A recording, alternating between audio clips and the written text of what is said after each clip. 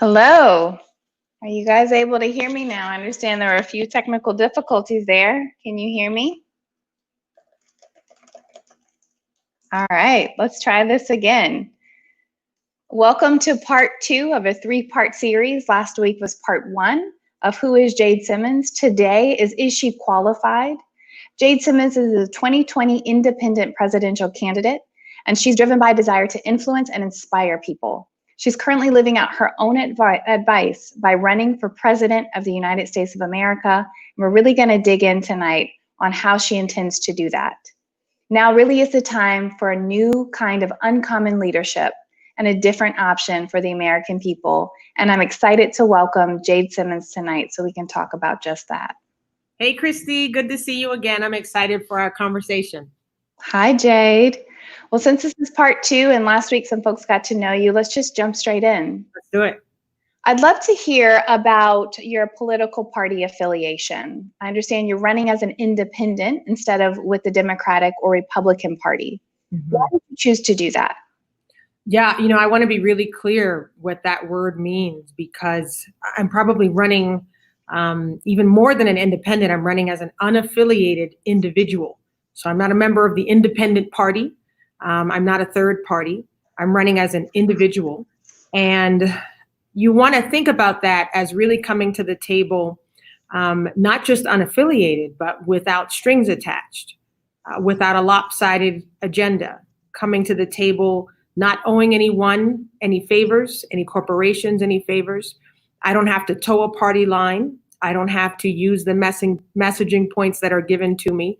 So it is a very purposeful thing to be doing. You're not seeing someone who's running this way because they couldn't find support. In the past, I have been approached by both parties, quite frankly, to run for some office. But it was never of interest to me at the time. And so when I did decide to run, I knew that what I had to do was chart a completely unconventional course and say that it was time for America to be able to trust that their leader was making decisions solely on their behalf, not in order to appease a base or to make certain people happy, but to really try her hardest to do what is best for the most people possible. Now, we all know that there's a polarization in the US today. There's the Democratic Party, the Republican Party. Those are the two that are mostly known. So you talked a little bit about how being an unaffiliated individual and running is working in your interest. How does it work against you? The conventional wisdom is that, listen, it sounds good to be independent, but you're going to have to work with Democrats and Republicans. What I think is so encouraging right now, Christy, we're actually in the great state of New Mexico, and we're gathering signatures to be on the ballot, which I know we'll talk about later. But if you were to see the people who are signing for us, you would never in a million years, especially in this polarized culture that we're in, imagine that the wide gamut and spectrum of people that we have signing would be backing one person. And so what we're looking at is a disruption now of a narrative that's not really reflective of true American culture. We only see the hyperpolarization of the political parties. That's what plays well in the media. It's profitable for both parties to keep us believing we have nothing in common and there's no common ground. But when you sit down to coffee, lunch, dinner with your family and have real heartfelt conversations, you find out that even if you don't agree, you're able to honor each other and come up with really creative solutions that serve the most people possible. So I don't actually believe, it would be naive to say that I think it would be easy. But I think the benefit of coming in completely unaffiliated is that when we talk about legislation that needs to be multi-partisan, nonpartisan, bipartisan, you're now having a president that's not signing anything, that's not backing anything, that does not work to serve as many Americans as possible. And I think right now Americans want a champion for them. And this is also a time where Americans are paying attention. They're really paying attention more than they ever have. So you better believe you're going to see a president outing people who are prioritizing partisanship over their own people in their own districts, over their own cities, over their own states. So we're talking about an era of transparency like never before. So let's go ahead and dig in. You said you're in New Mexico, you're getting signatures to get on the ballot. What does that process look like? Since, a lot of people are familiar with voting with the presidential boxes with Dem and Republican, what does it look like to get on the ballot for you? Yeah, a lot of our supporters who are Democrat were concerned because they went to their primaries and they didn't see me on the ballot. And so we get to focus on the work of being on the most important ballot, which is the one in November for the presidential general election. And so that process for me looked a little bit different. What's already wonderful is that in 41 states right now, you can vote for me, and you would vote for me as what's called a registered write-in. And I've said this on pretty much every broadcast, but it bears repeating as much as possible. A write-in is a legitimate vote. We've been conditioned to believe that write-in is something other. We at Operation Restoration believe that write-in is the most American thing. This is us saying we take back our vote. You've hijacked it for years with these two parties that are no longer serving us. This is us writing in restoration, writing in reconciliation, writing in reform. And so when you go to the ballot in 41 states, you'll be able to write in my name and it will count. And when we win the popular vote in that state, I have electors that are already signed to me. Those electors in December go and cast their vote for me, just like if I were running on the Democratic ticket or the Republican ticket. So we're in the game legally, logistically. There are 8 states, really 9 states, that don't allow for write-in as a write-in option. So in those states, we have to do the hard work of hitting the pavement and gathering signatures. We're in Utah. We have to collect 3,500 signatures. And in just 2 days, we got over 1,100 with people who had never heard my name, never seen my campaign, thanks a lot to the media, which we can talk about that later as well. Mm-hmm. And in a few moments of hearing what I stood for and what we were reaching for, signed. And so, we're excited that on Thursday, we'll be able to file in the state of New Mexico, at the state capitol. And that way, New Mexicans, when they go to the ballot, they will see my name on the ballot and be able to vote for me. Mm-hmm. When you were talking about running as an unaffiliated individual, you talked about disruption. And you're also talking about that in the context of the registered write-in. That's right. Us creating a more disruptive experience as voters when we go to the ballot. It's 2020, and this year could definitely be signaled by a lot of disruption. Yeah. Do you think that the country has the palate for more disruption in the voting cycle, or do you think that it will work for you? If we're not careful, we will crave comfort. We will crave familiarity instead of pressing through to the change that we are on the cusp of. That is my big concern. That would work against what we're trying to do. I heard a journalist describe President Donald Trump as chaos, and he described Joe Biden as chicken soup. And he said, we just want to feel better. And there was a nostalgia in his voice. We just want to go back to normal. This was way before COVID, by the way. And I thought to myself, we don't need chicken soup. We don't need to just feel better. That's base camp. We need to be looking to do better and to be better. And comfort is not going to get us there. Lo and behold, COVID-19 has taken us by storm, disrupted our comfort.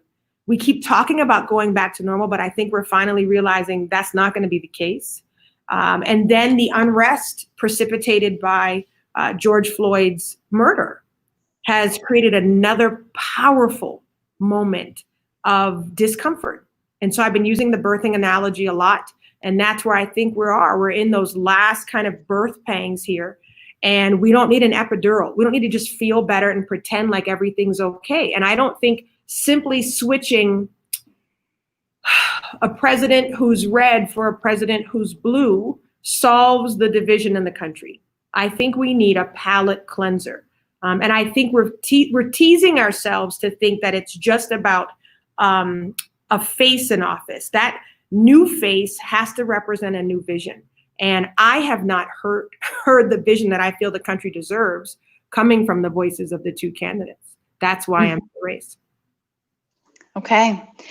So then you do think that the country is ready for that kind of disruption, the kind of disruption that you're proposing? I do. We hear it. It's why people are taking the clipboard out of our hands before we can even make our pitch and signing. We have people saying, listen, you had me at another option. Mm-hmm. You said there was another option. And we've been saying to make sure that we are clear on what people are signing. We say, listen, this is not a vote for me. This is just simply saying that when you go into the booth in New Mexico, you demand to see all of the options available to you, because the media doesn't want us to see all of the options. You know, it doesn't make for as good of a story. We like to pit two sides against each other. The left and the right they're not big fans of mine because they can't pigeonhole me, Christy. So, you know, there are evangelicals who get a little bit nervous that I'm running openly with my Christianity out front and daring to criticize how faith has been reflected and manipulated on the right. You know, there are people on the left who will hear me talk about empowering women, but in the same breath talk about the sanctity of life, and that we now must focus on not just life in the womb, but if we're pro-life, we must be serious about life of born children, about feeding these kids that we're saying we want to be in the world, about the care of children at the border. And so because I'm defying being defined by a party line and daring to have common sense conversations that are broader than the narrow, myopic, black and white ones that they want us to have, it makes both sides nervous. You know, if you go look at our Facebook feed and you just look at the haters, what we're getting are people who are saying, hey, stop what you're doing. You're trying to split the evangelical vote. Well, just 2 weeks ago, I was being accused of, doing this as a puppet of Trump's to split the black vote or split the left. And so we think we're in the exact right place when people can no longer define what you are by some color, blue, red, black, white. That means we are looking more like what this country is supposed to look like. And that's exciting to me. So I think we are beyond ready. And I think we now have we see people who are signing up, registering to vote, who said they haven't voted before. People who said they've registered, but they were thinking of sitting out. And now they see a candidate that they can get behind. So you really base this on allowing everyone in the country to have another option. Right. That's right. It's June. It's the most American thing we can do, Yep. And right now it's June. Elections are in November. Mm-hmm. So we are in the home stretch. Yeah. We have just a few months ahead of us. How do you plan to have the entire nation on a main stage recognize this other option, your candidacy for presidency, at a time where they aren't actually paying attention to you? You talked about the media outlets, the actual government itself, maybe trying to box you out, really seeing you as a serious contender so that you can be offered as a serious option. Well, we are believing that things are changing, things are shifting. And so we're excited about some of the media options that seem to be on the horizon, fingers crossed. We are always surprised at either the excuses or the radio silence we get for not covering me, but we are encouraged by the people. We believe that our number one path to victory will be word of mouth and people saying, hey, listen, there is another option, because people are looking suddenly for another option. Just in the last 2 to 3 weeks, especially after the protest started, we saw more chatter online about people saying this can't be it. Because what they're realizing is, before we could kind of just settle and say, well, that's how things are done. You get one on the right, one on the left, and, lesser of two evils, pick your choice. You're finding people who are looking at the moment we're in and saying, I honestly can't imagine the options we have on either side shepherding us through this moment. And so they're more open than ever before. So forget the narratives about how a third party has never won before. Forget that narrative, because it's a new day. And I really believe that a new thing is being done. And the people who are willing to perceive it and to see it now are getting very excited. I still think we have a couple more seismic shifts. I know you said, do we have the palate for it, Christy? COVID-19 warmed us up. George Floyd heated us up, took us over the edge. I think we have a few more exacerbations where people will look at the options and say, this can't be it, and we'll be ready. And I do believe the media, the only thing that can transcend black and white is green.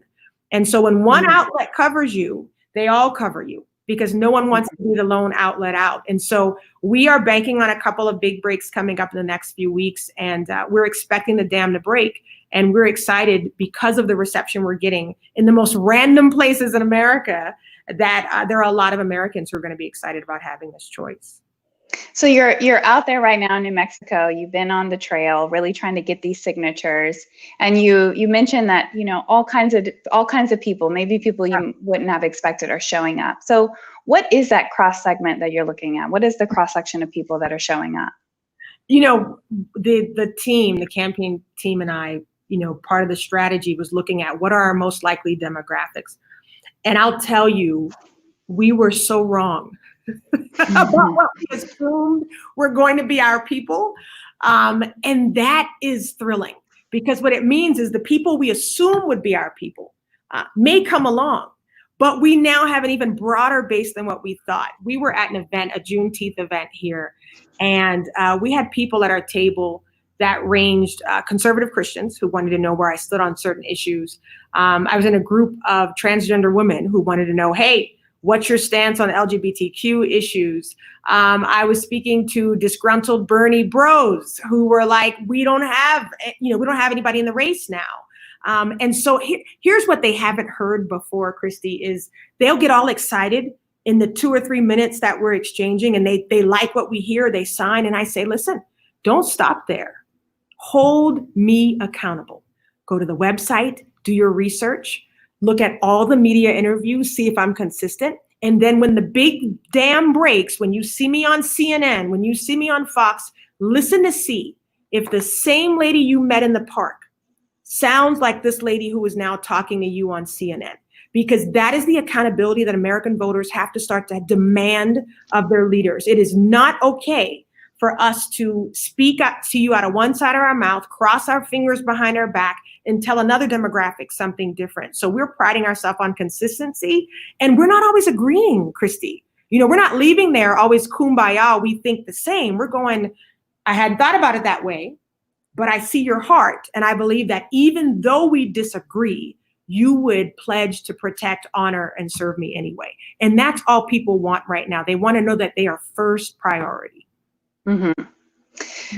So reaching the people and moving into this, we've talked a little bit about the race dynamic, George Floyd and the murder and the ensuing protests. Everything that came after that has really resurrected an open conversation about race. Yeah.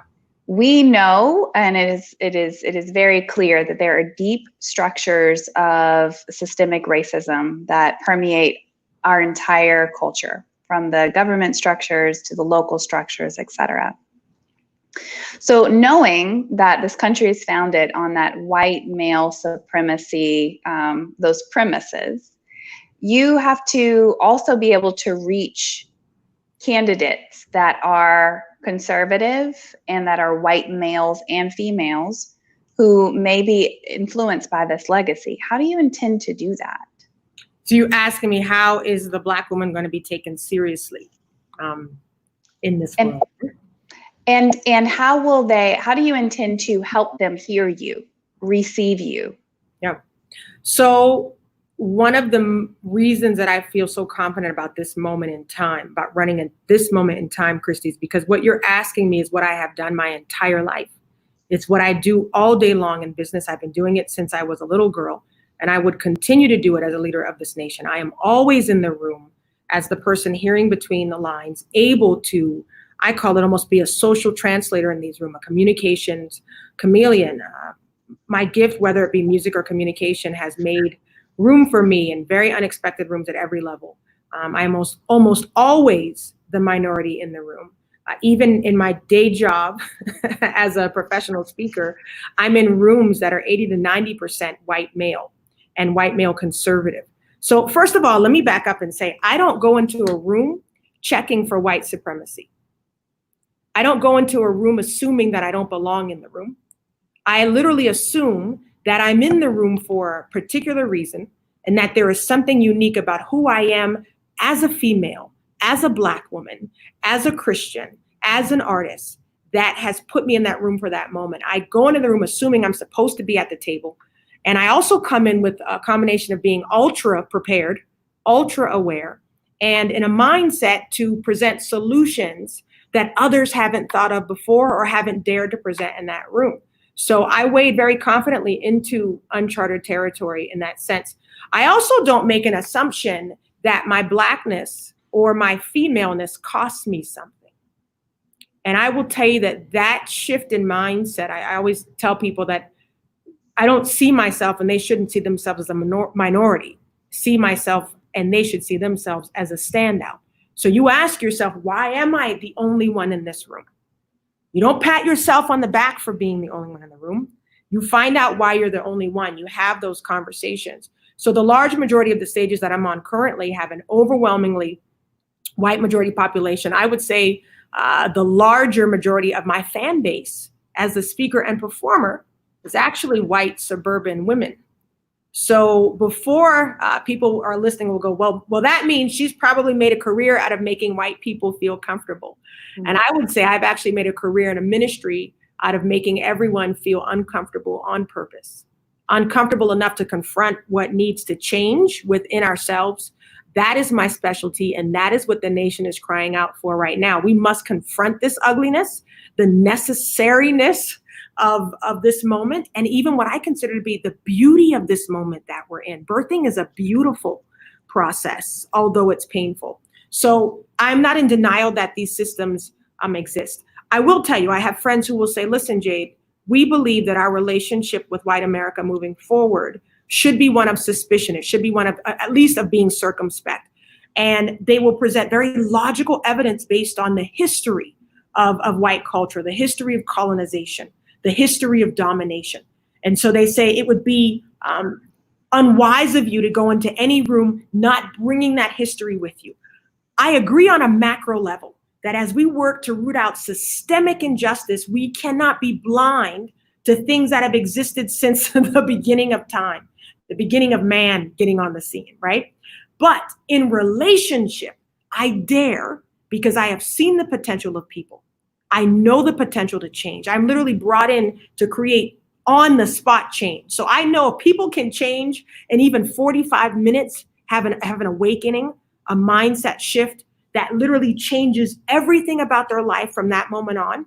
I have to come into each room, understanding the history, understanding the macro, but I come in daring to believe in the micro, that me and you, Christy, get to start from a place of understanding. And we can keep moving that way until you show me something differently. So I would approach government in the same way. I don't come into it expecting to be screwed over, but I'm not the one to screw over as well. So I think it's going to take a combination of toughness, but also an extraordinary compassion. You know, people call compassion and love soft skills.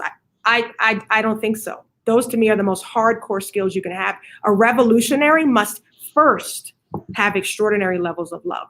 And so I believe it is a new dawn. And I always say people shouldn't vote me because I'm a woman, but I do believe that a woman brings a unique set of traits to the table that is especially needed in this time. Mm-hmm. Right.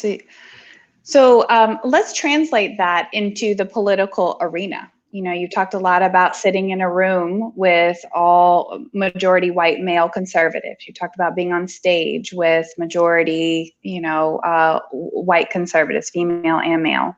You talked a little bit about race, a little bit about gender, being the first woman president. How do you take that and apply it to a political experience in the position of leading the nation? Now I'm gonna juxtapose that against what Donald Trump ran on in 2016. Yeah. What he ran on is his advantage was no political experience. And I've heard you say in the past that that's also what you consider an advantage. However, we have 4 years of experience with Donald Trump, and there are serious questions around his competency and the way that he's been effective. So how would you use your non-political experience as an advantage, and how would it be different than what America has experienced in the last 4 years? First of all, my pushback would be that Donald Trump did not run on lack of political experience. What he ran on was rallying real frustrations of a large demographic of white America. And he exacerbated those frustrations, manipulated them, and engendered fear into the conversation in a very effective way. That is what he ran on. The surface message was, plus, look, you get a guy who's not politically attached, I'm going to drain the swamp. I would argue that he has become the largest alligator in the swamp, and the system has bowed to him. I also, in his defense, would say that he is not the real problem here. He's a symptom of a much bigger problem. There was a group of people looking for a champion, and he painted himself in that way. The irony of all of this is I think that when the dust settles, many of the people who were his most vocal supporters will find themselves the most hurt from this administration.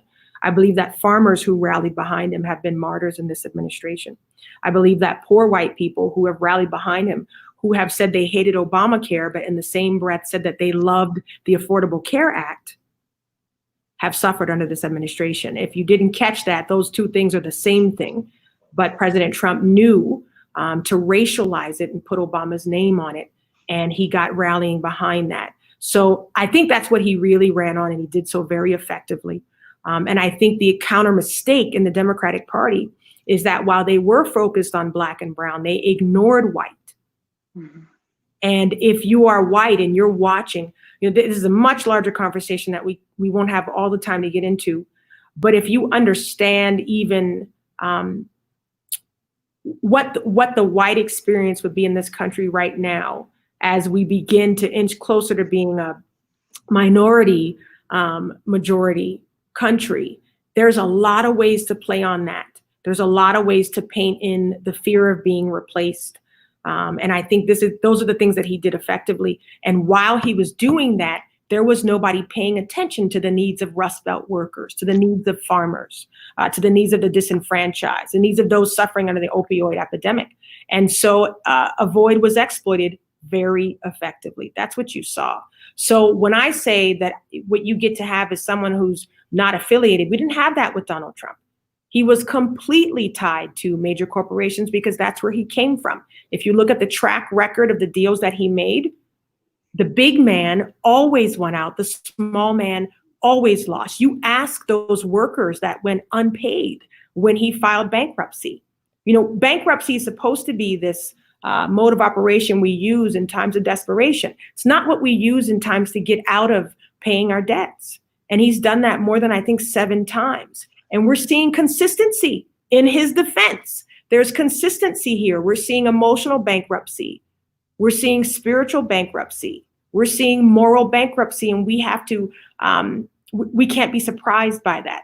So lastly, I will say, when people say that to me, Christy, which probably every interview has asked the same thing, look, we got a man right now who's politically inexperienced. If you made a list of the top 5 things that you didn't like about the president, or you made a list of the top 5 things you loved about him, political experience wouldn't be in the list. You don't hate him because of his lack of political experience. You might dislike him because of a lack of character, because of a lack of empathy, because of a lack of genuine motivation and decision-making. So when I run proudly on coming to the table, not being a former politician, I don't say that apologetically. I don't see it as a deficit. I do see it as an uphill battle in terms of, like you always talk about, look, there are deep-rooted systems politically that I will have to face. But I see it as a major advantage in this one area especially. The American people right now must have credibility restored at the top. They have to know that the leader who is talking to them means well for them, not because they like her, not because they voted for her, not because they're in a red state, but because she is put there to serve them as a servant leader. And we have not seen servant leadership. We have seen pandering And I believe that, in the future, we'll probably find audio that comes out and you'll hear the president talking not so great about his base. And so my concern now is, in office, I would want to serve his base as well effectively, because I don't see them as enemies just because right now they don't see me as a solution. Mm-hmm. And I want to dig into a little bit of those structures of power in the government, from corporate lobbyists and interest groups, as well as the strong support that the current president had with the Senate specifically. But before I do that, you talked a little bit about the white experience and speaking to the white experience. Do you feel qualified to speak to that and really reach that population? I think we all have to be careful in trying to define other people's experiences. At the same time, I think we have to do our work to be empathetic to what people might be experiencing. Trying to think of a way to say what I need to say without sounding apologist. But I think we have to be very careful in this moment in time to not allow the discussions we're now having on race to turn into one of blame versus guilt. I think to have any demographic now be buried under only guilt disallows us from having a genuine, honest conversation that moves us forward. So when I talk about the white experience, which I have not lived because I am not white, what I also know is that there's no such thing as one white experience. How do I know that? Because as a Black person, I know there's no such thing as the Black experience. You could say that I'm a Black person that has Black privilege. I have certain access that sisters and brothers of mine do not have, because I've had two parents in the home, because I've gone to certain schools, because I had scholarships, because I've done the Miss America pageant. Every door we walk through provides us a level of access that somebody else doesn't have. The key now is, do we hoard that access? Do we hoard that privilege? Or do we get through the door and figure out, how do we get more people like me through this door? This is not a conversation about tokenism. We will have wasted this moment if this turns out to be a conversation about, let us show you how diverse our staff is. Let us show you how diverse our board is. This is not about a show of diversity. This is now about a flushing out of systemic thinking and systemic systems that have to be addressed. And I think where we're missing the moment, and I hear a clock kind of ticking in this, Christy, where we're missing a moment is that those of us that have good relationships with other cultures, white people, Asian people, Indian people, as they see us as Black people speaking out on this issue, they take it as a statement on our relationship. In other words, wait a minute, Jade, we have a good relationship. Why are you saying there's systemic racism? Because there is. And it does not mean that our relationship is on trial, that our relationship is not valid, but this cannot be a discussion about relationships that currently exist. This must be a discussion about outcomes that currently do not exist. So I'm careful when we talk about experience to make sure we're not classifying any experience as monolithic. But I will say that as a Black woman who has grown up having access to places where I was one of the only, there are certain things that I've seen, certain things that I've heard, also certain things that I understand differently. My father's a civil rights activist, and he is trained in many ways to look for racism. He sees it in more places than I see it often. Sometimes he's right, sometimes I'm right. One of the big disagreements we had was about the motivation of Trump voters. And you will always hear me go on record to say that I do not believe, and I think it is a gross mischaracterization to say that everyone who voted for Trump is racist.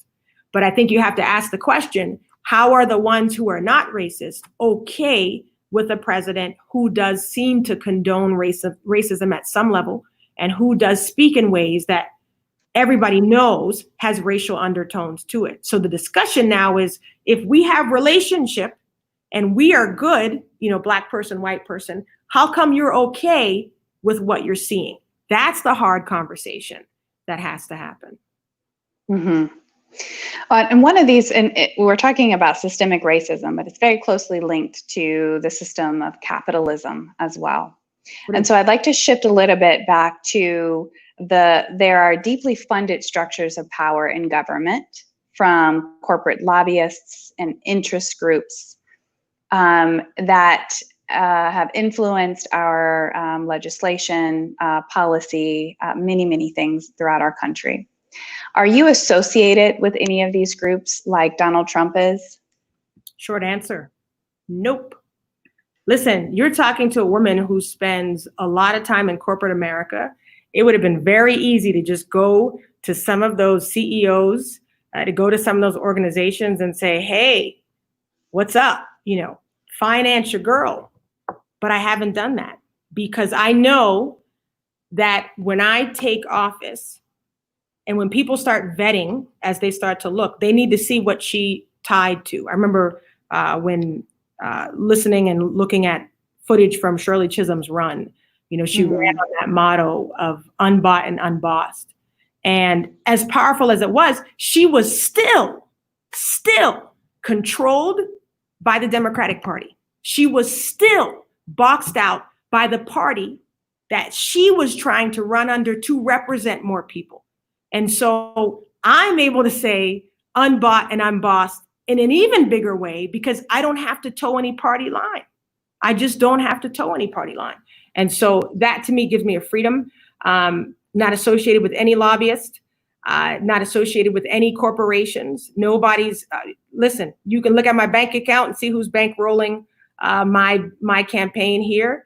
It's an expensive venture, but I believe that you should have skin in the game. I also believe it is an abomination to spend millions and billions of dollars on campaigning. What you're seeing now is the buying of political power.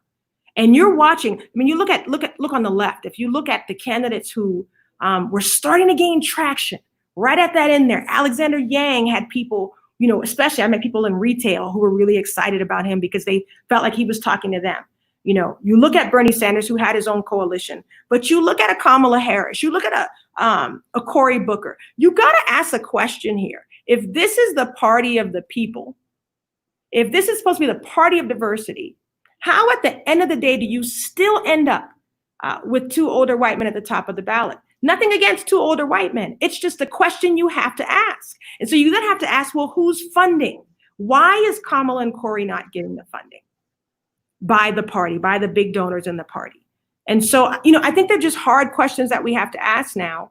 And when you watch all of those candidates drop out like flies one after another, we're not crazy. That's not a coincidence. So what system then tells us, pretend like we have options, and then when we say the options have to go away so that we line up behind what they feel we must line up behind.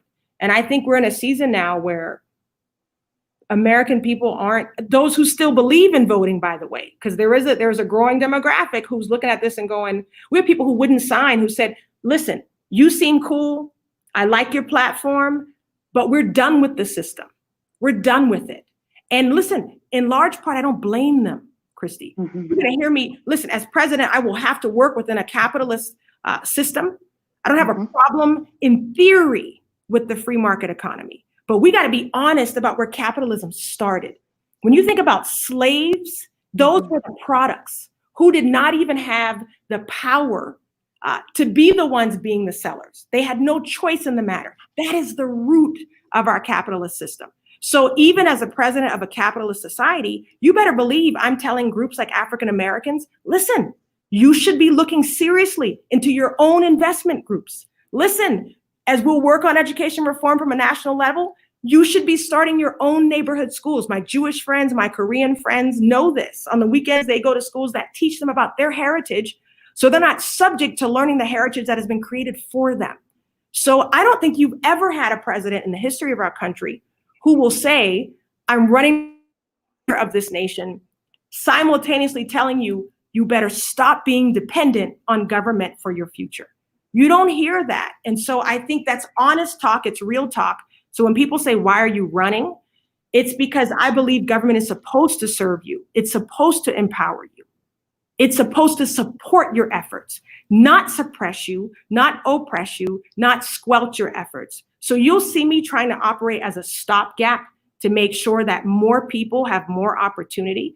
But you'll also hear me telling people, listen, do not become dependent on this thing called government, because it right now is not designed to serve people like it should. There's a lot of housekeeping and house cleaning that has to happen. Yeah, and you've talked a lot about, the advantage of running as an independent, and really have reinforced those themes as we've talked.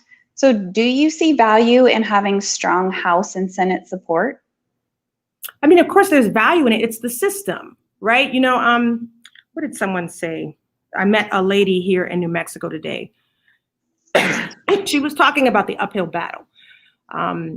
That here in New Mexico, there's about 2 to 3% African-American population, and it's called a tricultural state. And what they mean by that is they have a majority Hispanic population, Native American, and then I think white people are in the minority here. But there are Black people here. And she was talking about a major funding organization that came in and said it was coming in to improve the community and economics for minorities. And they didn't even include Black Americans as a part of their efforts. And so she was talking about being always left out of these resources, or being told there wasn't enough money when she knew there was.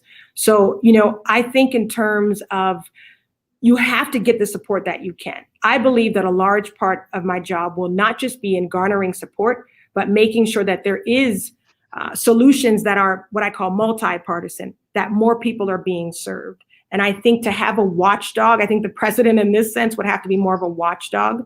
Right now, when you have a president, the president is a partner to one of the parties. Right. So you have people passing on legislation that's good so that they can stay on party line. That's what we're seeing right now in the struggle between the Republicans and the Democrats. You'll have Republicans who know they should vote a certain way, but don't want to break that line. And that to me is childish. It's like middle school. We shouldn't have government that's operating like middle school cliques. Everybody's supposed to be there as individuals. If you look at how Congress is run, it's like performance art at this point. They put out these bills that are 1,700 pages because why? They know Americans aren't going to read that much. They know their own congressmen aren't going to read that much. They count on us staying in ignorance. I believe bills now should be much shorter. When you look at Representative Justin Amash's bill on qualified immunity, it's one thing. He stays focused on one thing so that we can focus on one thing and pass one thing, have that done, move it out of the way, go to the next thing. So here's the performance artist telling you we need to be done with the performance art, the theater that Congress has become. So, we're looking at my role being more of a watchdog, more of an advocate for people itself. But of course, the partnerships are going to be important. And I will be looking to partner with those in Congress who do want to see progress. And we do have them, but I think right now they are beholden and they are afraid of whoever the president is or whoever the leader of their party is. So finally, you would have a president they wouldn't have to be afraid of in terms of speaking their mind. We don't have that right now in Congress. And how do you intend to harness that support? How do you intend to completely revolutionize the structure as it is today to allow both the House and Senate representatives to speak up? Yeah, I think you have to start by showing people that you're serious about what we're talking about here. And I think a large part of that, Christy, is coming in literally unattached.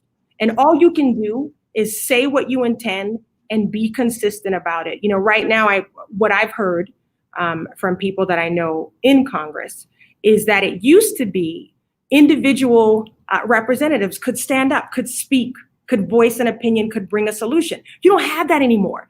They've got to go kowtow to leadership, submit these ideas behind closed door, and then leadership decides if those ideas ever make it to see the light of day. That's not how this government was designed to work. And so, I think all I can do in the beginning is to be champions with people who have been, if you look at the way that bills have been written, you'll see people who have been stepping out. I mention again, Justin Amash, who now identifies as a libertarian, but was a Republican who defected from the party because he said, this doesn't even look like Republicanism. And so he became the only independent member of Congress. Now he's the only libertarian member. But this guy routinely bucks party lines. Routinely. And he makes unpopular votes. He voted against the anti-lynching bill. And both sides crucified him because they name bills to either distract us or to garner support. If you ask him why he voted against it, it's because he's against the death penalty. Lynching is already classified as illegal. And so he saw that there was pandering in there. He personally was against the death penalty. That's why he didn't vote against it. He also voted against the stimulus package. And both sides crucified him over that. If you dig deep, if you do your research, if you read, he said, I know that this bill will not do what it's intended. There are loopholes in here. Big corporations will get the money. It will never get to small businesses as intended. And he said that we should have been giving Americans a monthly check since the beginning of COVID-19. Now we look, he was right. But this is an independent who has decided to operate this way. My job would be to continue to support representatives like that dare to stick out like sore thumbs where their parties are concerned. Part of your daring is you continue to talk about the people. You are going to represent the people over politics. Mm-hmm. We've been talking about the House and Senate very specifically because they are politics. How do you intend to separate on a grand scale? You've given a couple great examples, and there are others that are definitely standing up and speaking for the people in a political machine. But how would you, on a large scale, really be able to separate people over politics? Isn't it really the same? No, I don't think people in politics are the same at all. Politics are not people. What you're seeing now is us act like we are politics, like we're actually blue, like we're actually red, like we're actually elephants, like we're actually donkeys. People are not politics. The divisiveness you see right now is because we bought into that very theory. And we're claiming these sides, riding and dying for some side that if we actually look at the policies they pass, they're killing us with the policy. People are not politics. So I exist to remind us that leadership is about identity. What's the identity you want to see in your leaders? Politics is only, get this, America, supposed to exist to work for the people. The Constitution that we patriotic people like to bring up with so much passion, the Constitution doesn't give us our rights. Our inalienable rights cannot be given to us. Humans are born with an inbred desire to live, to be free, to be happy. The Constitution doesn't give us that, which must mean it can also not take it away. So when we allow laws to give and take from us, that's already wrong. That's already wrong. The laws are supposed to secure the rights that we were born with. So people and politics are not the same. Politics is only supposed to exist to work for the people, not the politicians. Hello? Politics is not for you to be reelected. That's not it. I met an incredible Republican senator who remained nameless, and she heard me speak at an event, and she said, with tears in her eyes, I'm being primaried in my state because I'm daring to stand against what the party is standing for. So instead of hearing her out, listening to her solution that dared to serve people that weren't Republicans, she was now being threatened with the possibility of not being reelected. And she said, Jade, I am deciding that if being reelected means that I don't get to actually stand my ground and serve people that I've committed to serve, I don't want the job. So that's why I come to you with no political attachment, because you can't scare me with it, Christy. You don't scare me with not being reelected, because the people reelect you. If I serve the people well, they reelect me. There's no party that can scare me. And I think that's what's really important. I will also say, I'm not looking to separate people in politics. I'm looking to reorder the structure, that there should be people over politics. For instance, I'm not going to block a bill because I want to please a base, even if I see merit to serve the American people. People over profit, that's something I want to reprioritize in the right way. I'm not going to mention the name of the drug, but you're not going to ever hear me from a podium telling you I'm taking a drug because secretly I want to drive the stock market up so that come re-election time, I can tell you, look how good the economy is, and not care about people who might die from taking that drug. That's prioritizing profit over people. So there's a different way that we must operate. And, the attention always goes to President Trump because he's such a character. And people will say, well, how do you feel about Biden? Listen, He doesn't look the same as Trump. He doesn't talk the same as Trump. I understand people feel like he would make us feel a lot better. I just don't see any seismic change happening with him being elected. What I do see is the same thing that happened with President Obama when he got elected and Mitch McConnell declared out loud on television, we're going to do everything we can to block you. I think the same thing would happen with President Biden. I think if President Trump were reelected, it will feel like a slap in the face to the moment that is happening right now in American society. And so I think we have some really tough decisions to make. And the definition of insanity is doing the same thing over and over and over. And I think whether it's red or blue, you end up with that. Let me just lastly say, I don't believe political parties are bad. I believe the intent of them should have been to give voice to different groups. That you have one side that says, hey, we don't hear our voice represented, so this is our party. That's what they were supposed to do. It's not what they've become. So this is not me saying that Republicans are bad, Democrats are bad. What I'm saying is what they have become are two entities that don't serve the people they're supposed to be serving. And what they've become, not serving the people, has exceeded the national borders and really gotten onto the international stage. Yeah. So let's shift a little bit and talk about that international stage. I do want to talk a little bit about, what you bring to the table to be able to negotiate with world leaders in foreign policy, economy, and international affairs. Yeah. But before we go there, the U.S. is a spectacle, and it has been a spectacle for quite some time, but especially in this really intense period we're in. How could you help change the impression of the U.S. with foreign leaders? And even before that, what do you think the U.S. looks like to the rest of the world? It's a loaded question. So if you're asking if we're in the middle of a PR crisis, the answer is yes. I do believe that we have lost some credibility. To be fair, I don't think it was only in this administration as well. I remember President Obama caught a lot of slack, at the end of his term for saying he was going to do things in terms of foreign policy and not doing it, with the redlining. And so we have to now become again a nation who does what it says it's going to do. And I think even just in terms of the office of the president in relation to the American people don't really believe that politicians are going to do what they say they're going to do. They think that they say something just to get into office. And so people have asked me even today, what are you really doing this for, Jade? What's like, wink, wink. What's this really about? Because they can't even imagine someone saying, no, I really believe this is what we need to do right now. But in terms of foreign policy and the image, I believe that every nation has a unique identity. I do believe that a part of the American identity is kind of maverick behavior, rebel behavior, and I think that has been for better and for worse. I would love to be a part of restoring a certain kind of international civility. Again, got to be toughness. I mean, we need a whole session to talk about China.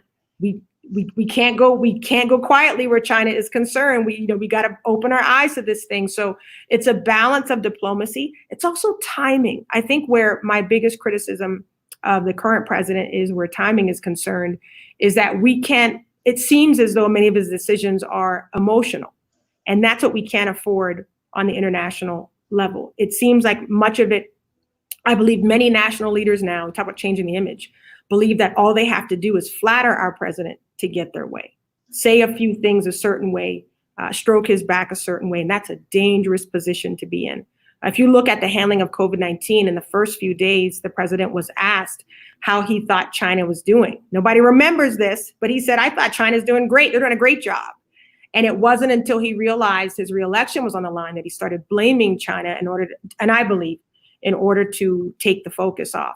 So what we have to do with foreign affairs is nations have to know that we mean what we say, that we're not going to change up dialogue for different motivations. And I also believe that the people, I think what we don't do often is talk to the people of other nations, and I think what we should be doing is building goodwill with the people. Africa, entire continent, but many nations in Africa, I don't think we have not even, if you just think of it from a selfish standpoint, economically speaking, we have been stupid in our strategy with Africa. If you think of it from a humanitarian aspect, this is a nation, that we owe, in my opinion, we owe Africa a lot. And I believe that we have underserved that continent. And so I would love to reevaluate some of our relationships where African countries are concerned. In terms of experience, I think the American people have to understand what the president actually does. In a good scenario, the president has people that he listens to, that she listens to, that helps her formulate incredible and powerful policy. And so the truth of the matter is that foreign policy to me is a power team effort. That's what foreign relations is. So you're watching, you won't see it, it's behind the scenes, but what our team is doing now is creating a list of America's best and brightest who will be our informers, our advisors, our national security people, directors of our intelligence agencies, Secretary of State. We're thinking ahead. This is not something you wait for. I believe one of the first jobs I'll have to do is restore credibility to our intelligence agencies. We've seen damage done to that, and that's dangerous. I think our enemies are watching. They know that there's a big distrust now with our intelligence agencies. They know there's a rift between our president and his people.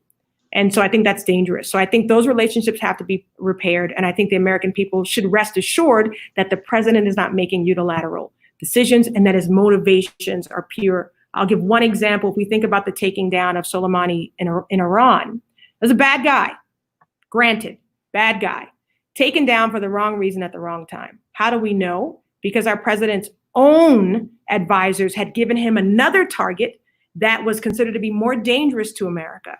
And his response was that those weren't big name targets. They wouldn't make headlines. So instead, he went for Soleimani because it'd be another media cycle. He knows how American media works. They would run with that. And his people would look at it as a very heroic move. But that meant that we left someone out there that was actually more of a threat in order to choose someone that had bigger name value. That's not how you do foreign policy. It's not how you do foreign relations. And what experience would make you credible to do these negotiations with foreign policy, with foreign relations, when you talk about economic and international affairs? What experience? I think this would be the hardest sell, Christy, to the American people in terms of what my primary background is.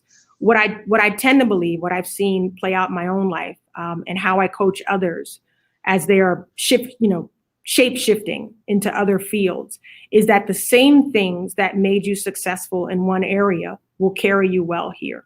And so I believe that the skill of communication at the highest level is going to be crucial for the next president. We cannot afford a president who intentionally inserts chaos, fear, misinformation into the conversation. We also can't afford someone that we're not sure is going to be able to have powerful communication. And so I think the two options that we currently have are not good ones in terms of who's going to be our head of state. You think of the job, of the president, really three areas there: head of state, commander in chief, and someone who's going to execute the laws that are being passed. And I think in terms of head of state, we need a representative now that foreign nations can trust, can listen to, and can respect. And I don't believe we have that in the two choices that are currently on the ballot. So I concede that you're not going to see in my background a foreign relations history. You're not going to see that on my resume. What you will see is a history of being able to come up with creative solutions, being able to work with leaders to figure out how to transform their people, and being able to hear between the lines and communicate between the lines. I also consider myself a good reader of people, and am very interested in things like psychology and human behavior. And I think that comes in mind. Some of my hobbies are profiling. So I look forward to bringing that to the table when you talk about a character like Putin, really understanding how he's wired, really understanding what the motivation is. You have a man there that if he gets his way will be the leader of Russia for 30 years. That's very dangerous. We've been not paying attention to that happening while COVID-19 was going on, but that's a very dangerous thing. We got to watch out for Saudi Arabia, who was testing the waters.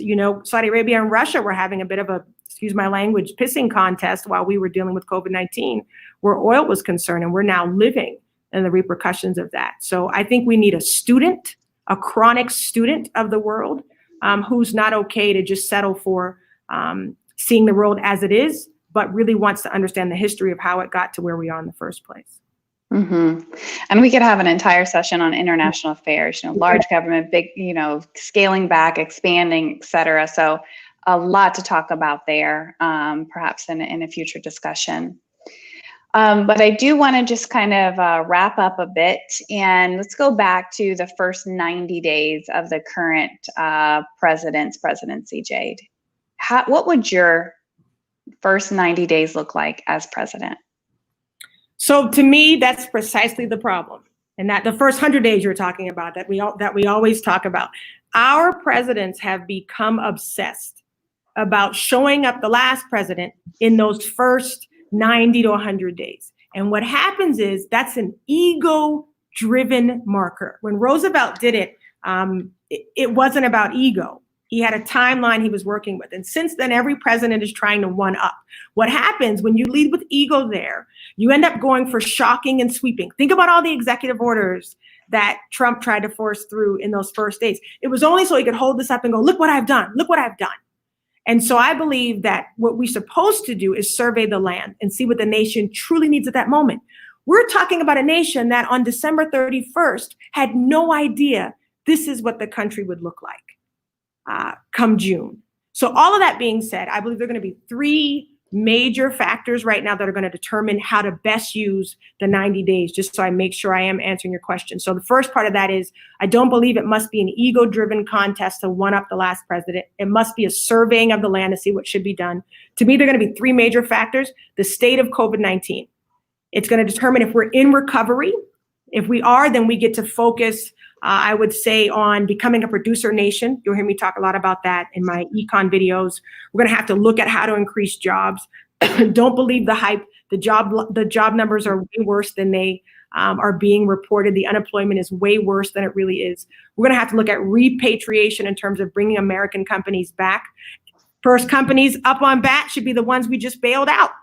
Why are we bailing these companies out and not asking for anything in return? Not asking for jobs, apprentice programs, financial literacy education. Why are we not asking them to rehire the people who were laid off during COVID-19? Minimum wage has to go up. It's been $7.25 since 2009. I can't think of one thing that's been the same price since 2009. And if we're lucky to be in recovery, we get to focus on ongoing emergency preparation. That's if we're in recovery. I unfortunately do believe that we are possibly headed for a pretty serious resurgence. And if that's the case, first 100 days are going to have to be about assuring readiness. I see a lady named Chisholm who was watching, is in the healthcare, she's a healthcare worker on the front lines. Has she had time to recover yet from dealing with COVID-19? We're seeing suicides now of frontline workers. We have not even served the frontline workers yet. Have they gotten their bonuses? I'm not sure. So we're about to have them go right back into this second wave without being served, without having those same issues that were exacerbated addressed. So those first 90 days then would have to be about a better, safer reopening. I harped on needing to increase the number of testing and tracing before we opened. When we opened, we had 150,000. We were able to test 150,000, and scientists said we needed to be testing 500,000 a day. So we were woefully underprepared.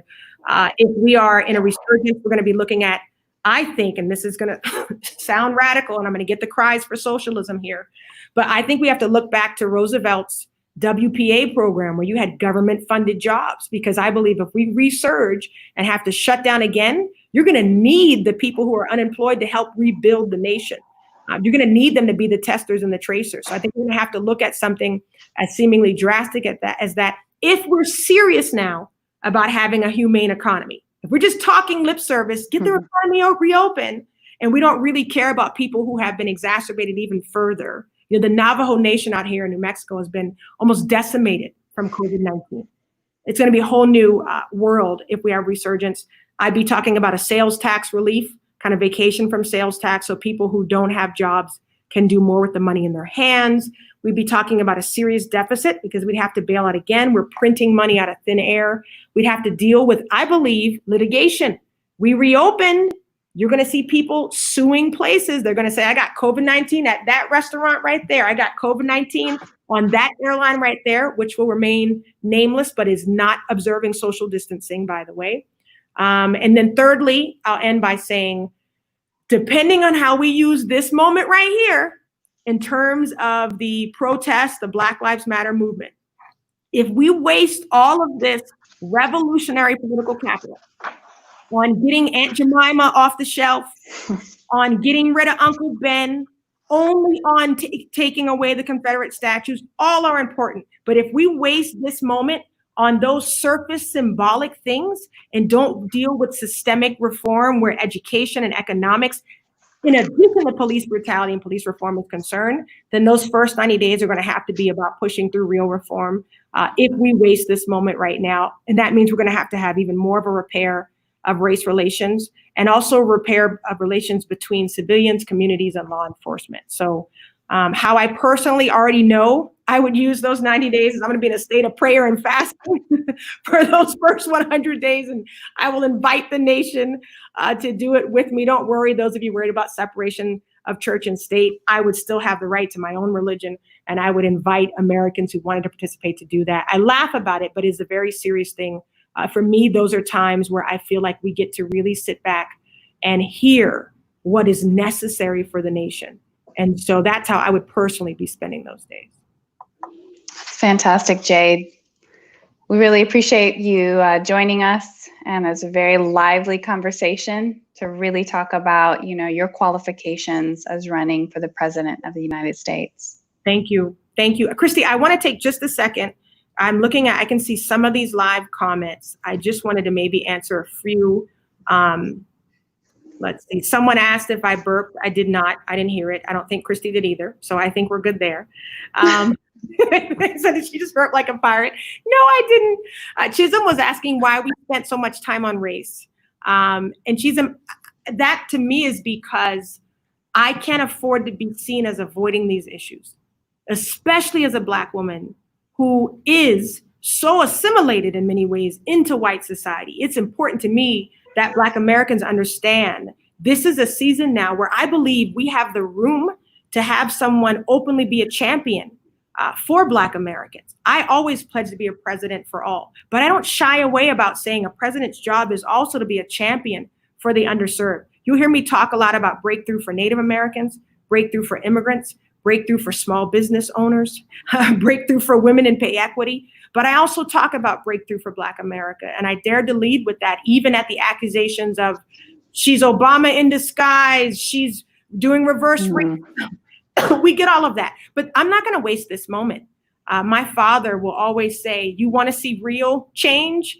It's after you have Black people who are yelling, but now we have white people who are buying in. We have multicultural buy-in, which, whether you like it or not, allows for a different kind of advancement. I hate that it has to be that way.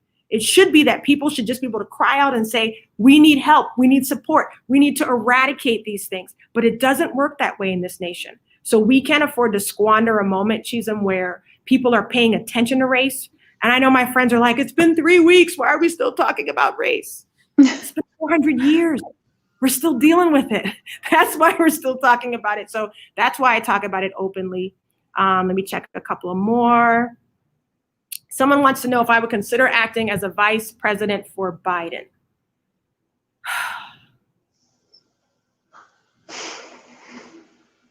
That's a tough question. Ben, let me tell you why that's difficult for me. I would have to weigh two things here. Our team, Operation Restoration, has worked hard to come to the table with no strings attached, to really be able to say we are unbought and unbossed. If somebody wanted me on a ticket, they're going to have to understand I'm not changing anything. And I can't imagine a Biden ticket, a Trump ticket, if Pence said he wanted out. I can't imagine anybody allowing me to speak the way that I am speaking. I watched the State of the Union, and I watched those polarized sides sit down and stand up only when their things were being talked about. And I knew there were people on both sides that liked something that was being said on the other. I can't imagine being a part of that. So I respectfully, while I guess that would supposedly be an honor, right, to be invited, I'll let you know right now, that's not my angle. I believe that the way to create change is to have someone in there who is truly independent. And I can't imagine any system, because I've already been received not so warmly by the right and the left. I can't imagine any system allowing me to do what I did right here tonight. So we'd have to see a lot of change for me to say yes to anybody's ticket, because I tell people, don't be impressed by what you see in this one interview. Please go do your homework, because nothing's going to change. So I want you to understand where I stand now, so that you're not upset in 6 months because it sounds like you thought you saw something differently. But I appreciate the answer. It's a difficult question, but I appreciate it. Someone wanted to hear me talk about my servant leader perspective and the importance of the heart as our president. Listen, you will hear me talk unapologetically about systemic racism, but in the same breath, you'll hear me say it's even deeper than that. It's a heart issue. You can make all the police reform you want, but if you still have policemen who have a heart of hatred, who don't see the person beneath their knee as human, doesn't matter what the rules are. So we're talking about now that America is going to have to deal with a heart issue.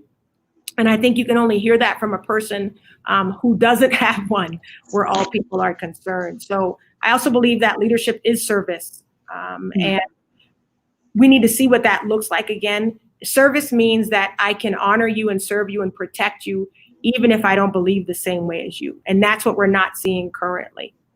Breakthrough on environmental issues. Jude, yes, that's one of the ones that's being listed. Thank you for asking. Well, listen, long story very short, I think we've shortchanged the environmental conversation. If you want to make change in this country, you've also got to position things as economic. I think we did ourselves a disservice.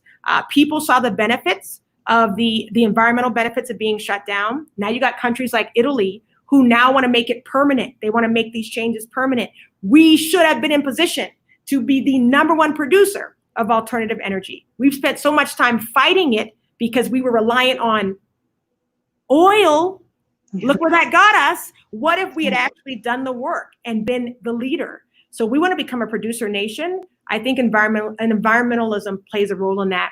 Lastly, I would say, if we want Americans to be able to think about environmentalism, don't be talking to us about polarized caps. Talk to us about the lead in our kitchen pipes. Talk about how there are more cities than Flint, Michigan, who's not even at the top, that have lead running in their water. Talk about how that lead in the water affects test scores of African American students, especially. That's the environmentalism conversation we need to have first in order to move the needle. But you will hear a champion of environmentalism here, because I believe that as children of God, quite frankly, we were given the earth to be good stewards of it. I will say this because I'm in New Mexico, and this hit me this morning in my prayer time, just standing out, looking at the beauty of where I am. And it hit me that, God gave this nation first to the Native Americans, to the indigenous people, because he knew and designed them to be stewards of this earth. And what did we do? We came here. We want to talk about looting now in Minneapolis. We want to talk about looting now in Houston, looting here in Albuquerque. We came here and we looted. We came here, we looted, we stole, we raped, we destroyed. And this was a people I believe we were designed to learn from. The indigenous were supposed to teach us how to take care of this earth. And not only have we done our part to destroy it, we destroyed them in the process. And so you'll hear me talk again unapologetically about these issues because they're long overdue. I will end there. I will look through your comments later and try my best to comment individually as well. But thank you so much for your time. Thank you so much for Christy for pushing. I'm glad that you didn't take it easy on me. And I look forward to continuing the conversation elsewhere as well. So thank you. Absolutely, Jade. And we really appreciate your voice. Having another option and a fresh voice in this political climate we're in is beyond refreshing. So thank you so much for joining us tonight. Thank you. If you'd like to continue the conversation, you can do so. There are many ways to learn more about what Jade stands for and her platform. You can go to operationrestoration2020.com. She's also hosting a virtual Meet the Candidate, or MTC, where you can introduce her to your network, to your family, to your groups, and you can just text MTC to 33777. Next week, we are going to be joined again by Jade for the third part of her three-part series. So please join us next Monday, same time, same place, where we'll get some front and center questions asked and answered by Jade Simmons. Thank you for joining us tonight. Good evening.